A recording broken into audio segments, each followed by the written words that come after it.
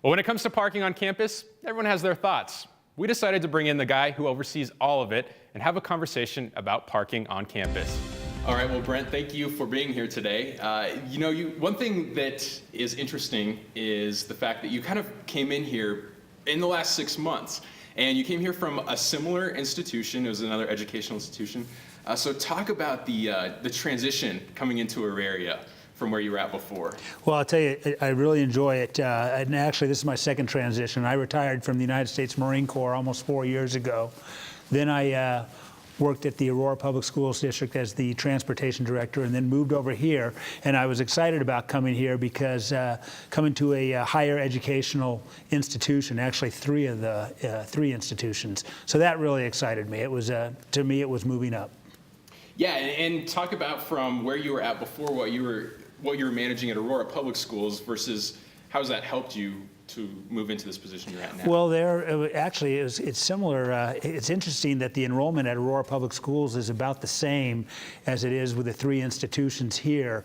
The enrollment there is about 42,000, and I was responsible for getting the students to and from school every day, the students that were eligible to ride on buses. And we had about 120 buses rolling every day, transporting over 10,000 students. So again, it was supporting the educational mission, which I really believe that we do that here. Some people may not think we do, but I can assure you that we do support the educational mission. So you've been here for 6 months now, so talk about where parking is at today. What's going on in parking that students should care about? Well, so one thing that people should care about is that there's about 46,000 people on this campus at any given time, or not all at once, but that use this campus. And there's only about 6,300 parking spaces.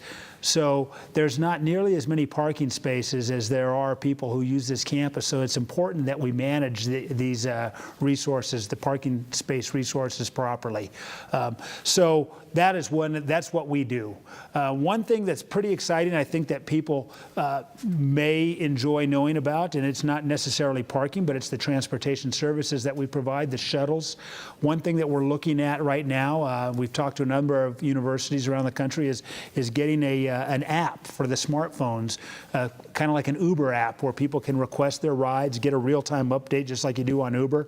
So we've been talking to a couple different contractors and a number of different institutions, including the University of Colorado at Boulder. So that's something I think people will be excited about. So with so many kids, or I shouldn't say kids, with so many people on the campus on a daily basis, parking can fill up fast, and we've heard from a lot of students that they can't find parking. What is your advice to them? Okay, well, I will tell you, if you try to park east of 7th Street after 10 o'clock, you're probably going to have a difficult time finding a parking spot. If you go west, the surface lots may be full, but typically you can find a spot at the top of the 5th Street garage. And because our parking spaces fill up, that is the single most important reason why we have to have parking enforcement, so that it is fair and we do have spaces for people who do park down here. Sure. So moving on, I guess, to the price increase. Yeah. We saw that 50 cent price increase. It's not a huge number, but for those that are questioning that, what is that money going to be used for? Okay, well, so by Colorado statute, none of the universities or colleges in Colorado can use state funding to pay for parking.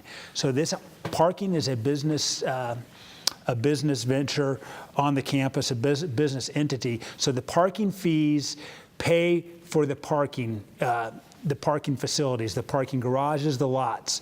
The 5th Street garage, for example, was built 3 years ago, $20 million to build that garage. So we had to take out a bond.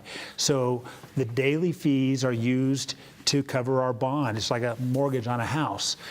Also, every year, the lots require maintenance, about every 2 years, but every year we have some scheduled for maintenance. They need to be resurfaced and restriped. That's very expensive.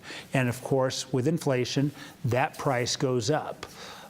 So we have to keep up with inflation to pay for the costs of maintaining the facilities. If we didn't have these fees, we wouldn't have any of the garages that we have right now. I do want to kind of clarify something I just said. It's 25 cents that we've already seen, and then we'll see another 25 cents. Does that take effect this summer? Yes, it does. Okay. All right, so I want to move on now. sometimes as students we get busy, and I would be lying if I said I haven't gotten my own parking tickets. But why is it important for students to take care of those, not let those sit around and forget about them? Don't forget about them, because after 30 days, the typical citation fee is $30. After 30 days, it doubles to $60. And then if it is still not paid, it goes to Colorado State Collections after that time. And then what happens there is they assess an interest rate of 18%, which is pretty darn high. And if you still don't pay it, what they do is they will garnish your income tax return, and very likely it could have because it's gone to collections, it could have a negative impact on someone's credit score. And I think there's easier ways to pay for parking too, rather than using the machines if you don't have time. I know I've downloaded the app. Yes. You want to talk just a little bit about that? Yeah, so we have an app, and you can just get online. Once you set it up, it's pretty darn easy to pay, and you can pay for your parking with the app at any of our garages except the 7th Street garage and the Tivoli garage, because those two garages are pay on exit, and any of the surface lots as well. All right, well, Brent, thank you again for being here. Certainly some useful information for students. All right, thanks. Well, parking anywhere in downtown can certainly be frustrating, but those are certainly some useful tips from Brent. Well, while parking here at campus got a little more expensive, Brent pointed to other nearby universities where parking can cost upwards of $3 an hour. Once the increase takes place on this campus, the most expensive parking spot will cost you $6.50. We'll be right back.